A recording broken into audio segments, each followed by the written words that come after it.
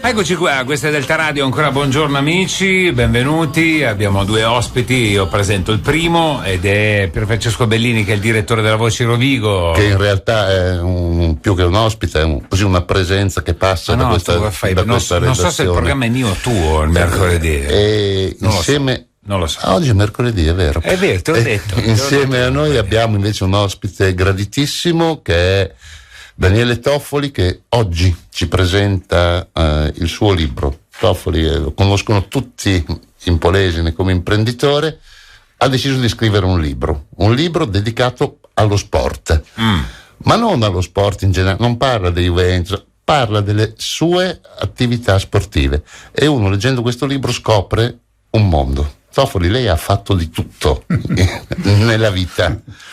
Intanto buongiorno a tutti, grazie per essere qui, mi fa molto piacere essere insieme a voi e quindi sono pronto a esaudire i vostri desideri di conoscenza su questo libro. Allora, questo signore Paolo, tu che hai detto che stamattina sei andato a correre e volevi fare 7 km, dopo 3 km hai fatto l'autostop per tornare a casa. Ma il bello sono i 3 km che ho fatto, fatto.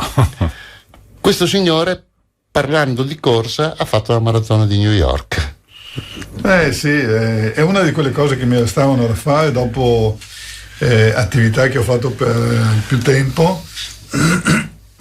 E la maratona era una cosa che avevo bisogno di fare, voglia di fare, anche se io non sono un podista, diciamo, sono nato velocista e non un podista di lunga distanza, però sai, tutto si fa, insomma. Per la maratona, posso dire, forse è la maratona che tutti devono fare, è la maratona delle maratone che tutti vorrebbero fare. Sì, e che però è vero, io ho qualche amico che l'ha fatta e mi ha sempre detto non la faccio per arrivare primo, secondo, quinto, 100, ma perché è qualcosa che ti dà qualcosa, è una corsa che ti dà qualcosa, una giornata che ti arricchisce. Beh sì, diciamo è la più prestigiosa, non è una maratona in cui si possa fare il tempo, neanche per uno che lo vuole fare. Prima di tutto perché alla partenza tu hai migliaia di persone, 20, 30, 40.000 persone che non ti permettono di partire tra i primi, a meno che tu non abbia la possibilità di essere davanti con un numero di gara adeguato. E poi perché la maratona di New York è una maratona difficile, ci sono delle salite alla fine, per cui non è una maratona in cui si fa il tempo, è una maratona che però ti avvolge perché il pubblico ti sta vicino continuamente in tutta la gara, ti sostiene, ti incita, è una maratona straordinaria, non si può perdere la maratona di New York. Parliamo anche però di un signore, Daniele Toffoli, e lo racconta qui nel libro, che prima di fare la maratona di New York ha fatto alcune altre migliaia di cose. Per esempio ha fatto la Vasaloppet. Paolo non sa cos'è la Vasaloppet, lo vedi dal viso, ma lo vedo dal viso, ma per chi conosce minimamente lo sport, la Vasaloppet è molto più mitica della maratona di New York, è la più mitica gran fondo di sci. Sì, è vero. La Vasaloppet ha una storia splendida, infinita. È tra l'altro su un tracciato che fece il re Vasa. Ma dove è questo? Dove si trova? In Svezia. Svezia. Ragazzi. E quindi è stata fatta su quel percorso lì di questo re Vasa, che l'ha fatta nel 1573 se non ricordo male, e quindi è diventata una di delle icone del nord dell'Europa invernali. Anche questa è una di quelle cose che nella vita vale la pena di fare. Anche lì c'è lo stesso spirito che c'è a New York, pur in un ambiente completamente diverso, perché diciamo che si parte alle 2 di notte per arrivare alla partenza, e poi si parte verso le 7 di mattina con -20, per cui le condizioni sono molto, molto diverse e molto difficili. 20.000 persone di solito partecipano a una gara che anche questa, come dire, è una gara da fare per arrivare alla fine. Sì, in effetti sì, a parte i primi 1.000 atleti che puntano ad arrivare davanti, e tra i quali una cinquantina che sono quelli che possono vincere, ma è chiaro che per tutti gli altri e quindi per altre 19.000 oltre 19.000 persone, la Vasalopeta è da portare a termine, insomma. Non mi ricordo se fra la maratona e la Vasalopeta e la maratona, o prima di una delle, ha fatto anche una traversata dell'oceano in barca a vela. Sì, io sono Viene da ridere perché io non lo sapevo questo. Gli mancava, leggerai, però. Gli mancava. Leggerai il libro, ma è solo l'inizio questo. La barca a vela è una delle cose che mi ha sempre entusiasmato, perché andare per mare solo con la forza del vento è una cosa incredibile. Adesso poi la vela si è trasformata ancora con l'ingresso delle barche con i foils, per cui abbiamo visto nella Coppa America velocità incredibili di barche leggerissime. Io ho fatto molta esperienza con i catamarani, che sono delle macchine da guerra, si può dire, velocissime, superano i 20 nodi, quindi vuol dire 40 km all'ora sull'acqua con la forza del vento. Sono tanti, bisogna provarli per vedere cosa vuol dire vedere l'acqua che scorre sotto. E quindi poi, dopo questa esperienza, una delle cose che avrei voluto fare sarebbe stata una regata nel Pacifico. Poi non ci sono state le possibilità, le condizioni in quel momento, e quindi la seconda possibilità che ho avuto è stata quella di fare l'Atlantico. In effetti una regata sulla rotta di Colombo, che arrivava a Santa Lucia, nell'America che poi Colombo avrebbe scoperto, ed è stata una regata di 18 giorni. Noi tra l'altro all'inizio abbiamo anche sbagliato rotta, siamo andati molto verso sud e poi abbiamo dovuto risalire l'Atlantico, però incredibile anche questa esperienza. E quindi insomma, e queste, lo dico per chi si leggerà il libro, sono le attività non troppo competitive che ha fatto Toffoli. Competitive ma non troppo. No, sì, ecco, esatto, competitive ma non troppo, cioè la preparazione ci voleva, il risultato non aveva tanta importanza, l'importante era arrivare al traguardo. Ce n'è un'altra di cose dove l'importante era arrivare al traguardo, in questo racconto che è un'autobiografia incredibile di esperienze e di storie, che è quella di fare l'Ironman. Sì. L'Ironman è quello lo conosco, qualcosa di ancora di più, insomma, perché si nuota, si corre, si va in bici, ma su dimensioni enormi. Sì, l'Ironman è il sogno di tutti i triatleti. Io ho fatto triathlon purtroppo a una certa età, nel senso che ho cominciato che avevo quasi 50 anni, quindi è chiaro che potevo basarmi su risultati di categoria, cioè nella mia categoria potevo fare il risultato che poi è venuto fuori con l'allenamento, con tutta una serie di presupposti. E l'Ironman doveva essere la conclusione, io l'ho fatto quando avevo già più di 60 anni. L'ho fatto in Svizzera, è la conclusione di quello che era avevo frequentato il triathlon per tanti anni e quindi mi permetteva di concludere così. Poi non è stato così, perché ne ho fatto un'altra. Ne ha fatto un'altra alla fine a Marrakech, giusto? Sì, esatto, a Marrakech. In staffetta, ma una staffetta molto particolare. Sì, beh, purtroppo con l'incidente in moto che io ho avuto nel 2012, in cui ho provato l'enduro nelle moto nel deserto, ho avuto un gravissimo incidente e quindi questo non mi ha più permesso di correre e quindi ho dovuto fare un Ironman a staffetta con mia figlia che ha fatto il nuoto e mio genero che ha fatto la corsa a piedi, quindi tutto in famiglia. E lei ha fatto la bicicletta? Io ho fatto la bici, sì. Ma Daniele, senta, però questo esula un po' dallo sport, cioè, ho la sensazione che siano tutte cose sportive che poi alla fine esuli un po'. Mi sembra quasi quasi sia una gara con se stesso, può essere? Sì, è vero, sì. Sì, il primo avversario è se stessi. In tutti gli sport, io penso, o perlomeno in quelli che io ho fatto, il primo avversario sei tu.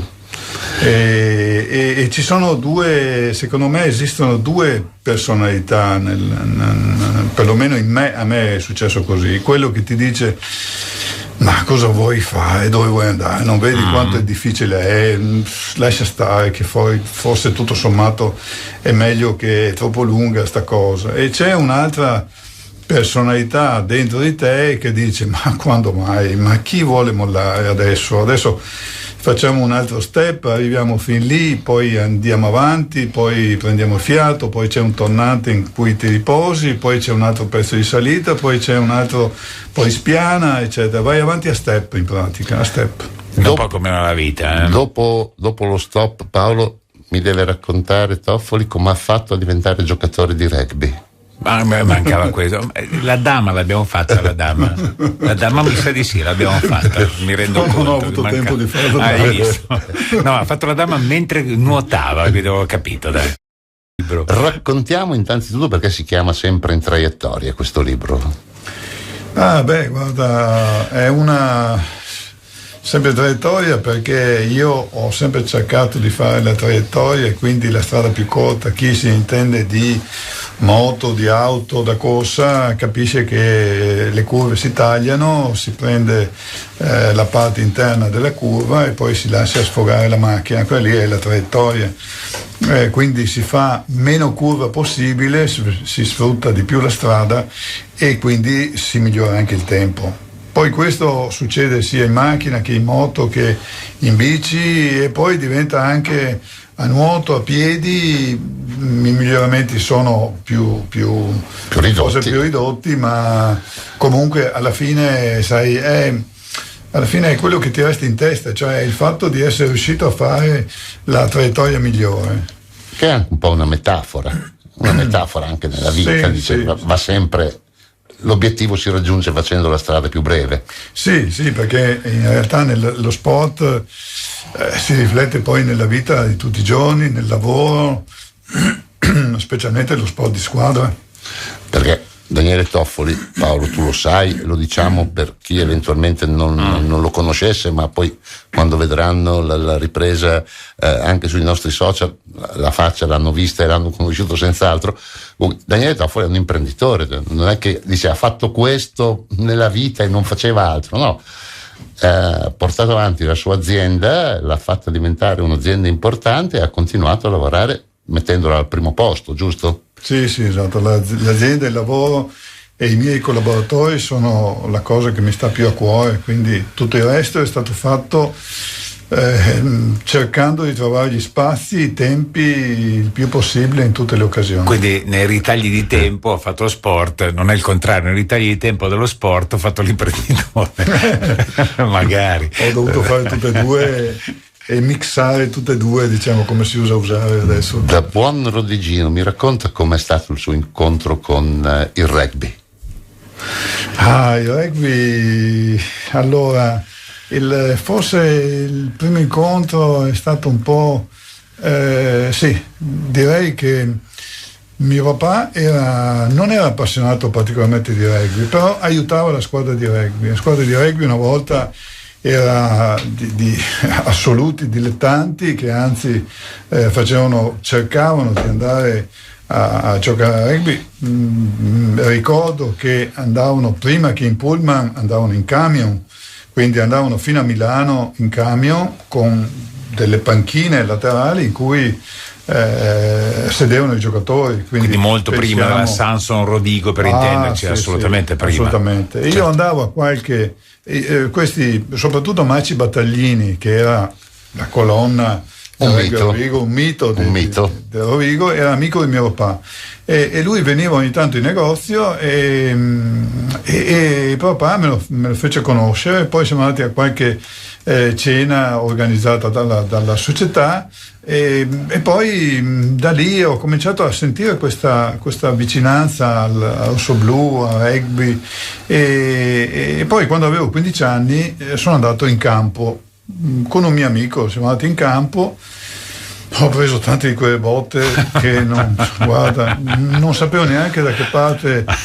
Sono tornato a casa veramente a pezzi, e ci sono tornato 5 anni dopo, quando ho sentito il bisogno di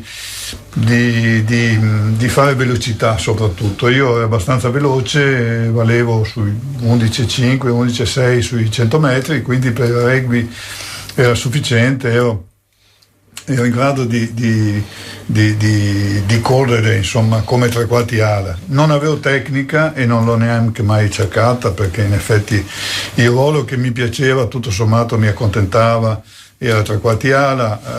La palla la prendi alla fine, fai quei 20 metri di velocità, o vai in meta, ti scontri con qualcuno oppure ti buttano fuori. Era quello la conclusione. In una partita prendevi 3-4 palloni, purtroppo, però esprimevo lì tutta la mia velocità, che poi era la rabbia che avevo dentro di me per fare qualcosa di forte, per sentirmi vivo, per esprimere. E si è divertito giocando a rugby? Sì. A livelli alti, insomma. Sì, mi sono divertito, ho giocato in Serie A, è una delle cose che più delle aspirazioni di uno di Gino è quello di giocare a rugby in Serie A. E ha continuato dopo anche con gli Old, con la squadra Old, che è la squadra dove si ritrovano gli ammogliati. No, è la squadra degli ex professionisti, ormai professionisti rodigini, che continuano a giocare a livelli alti per il loro campionato. Sì, gli Old, anche questa che era a quei tempi era costituita soprattutto da un ex giocatore, allenatore, ex commissario tecnico della nazionale, che era Doro Quaglio, che aveva messo in piedi la Old Rugby Rovigo, basata soprattutto su di lui, diciamo, e sugli altri giocatori come Angelo Visentin, eccetera, ed era lui che faceva capitano, giocatore, faceva tutto di quella squadra lì, ed era tra l'altro un piacere, perché era una persona simpaticissima, che aveva una battuta per tutti in qualsiasi momento, e quindi è veramente divertente.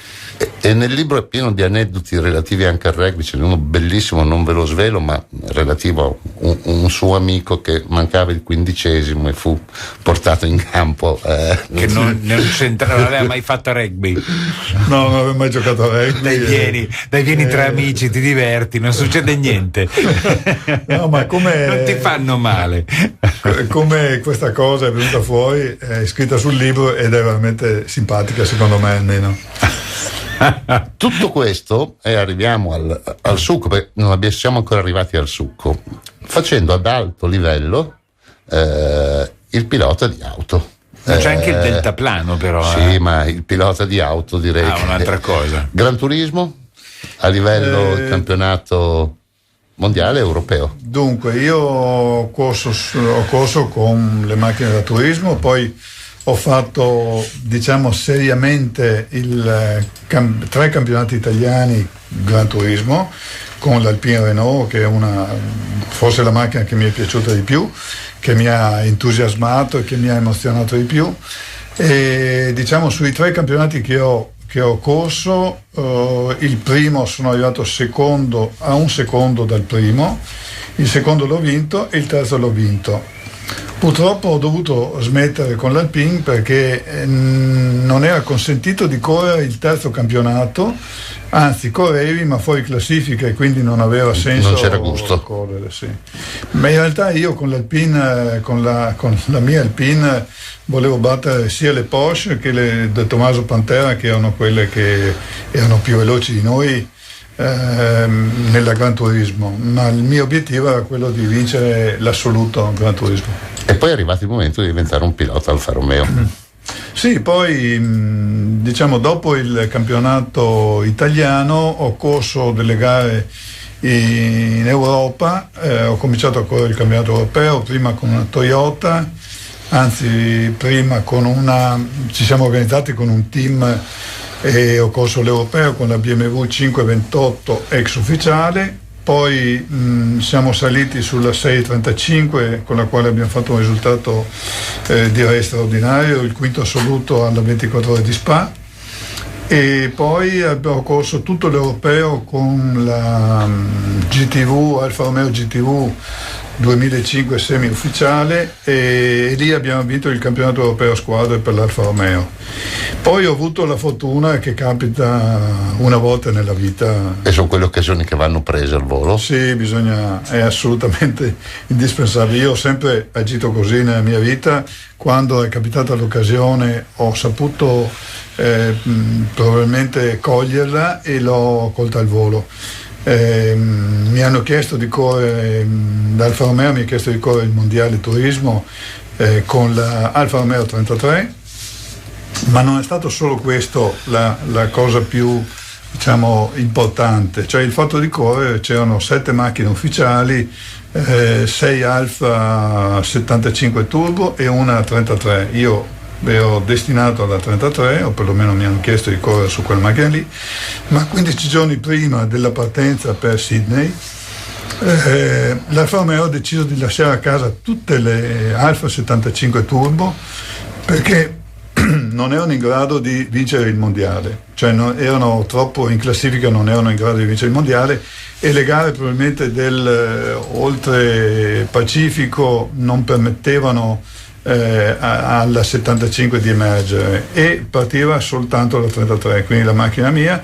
Il capo collaudatore dell'Alfa, pilota Giorgio Francia, ex pilota di Formula 1, è stato dirottato sulla nostra macchina e io ho corso con lui, e quindi siamo andati con tutta l'assistenza che c'era, Pirelli, team, motori di scorta, scocche di scorta e tutto, e ho fatto tutto il Sud Pacifico fino al Fuji in Giappone.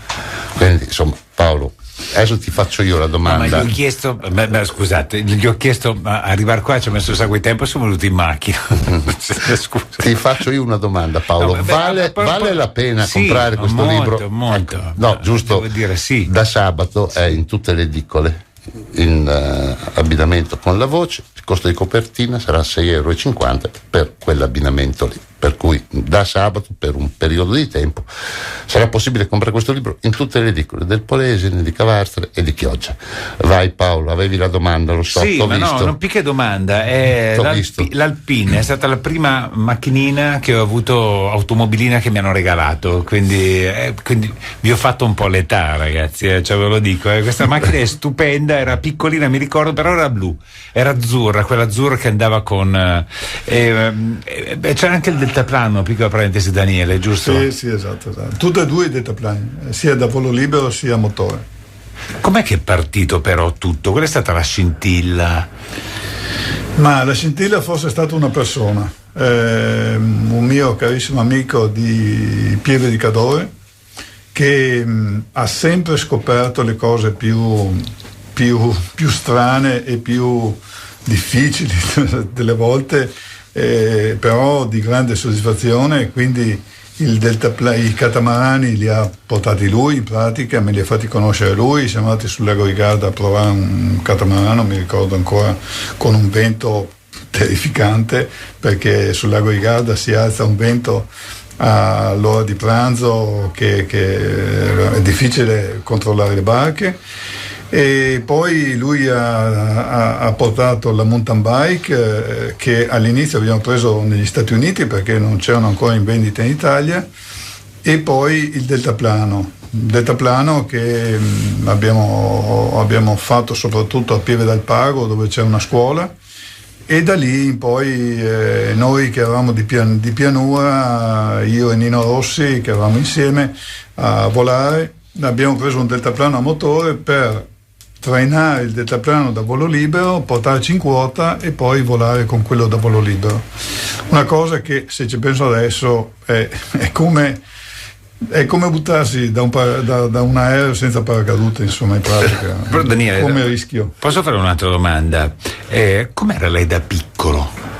Cioè proprio in fasce così. Vi spiego per quale motivo. Perché una persona adulta che fa tutte queste cose o da piccolo era uno che si lanciava veramente dal tavolo, dal carregon, si dice, oppure non lo so, com'era Daniele Toffoli da piccolo? Sì, io ero proprio così, cioè tu pensa che si nasce così. Quando camminavo vicino assieme ai miei genitori su marciapiede e vedevo una macchina che arriva, io mi staccavo e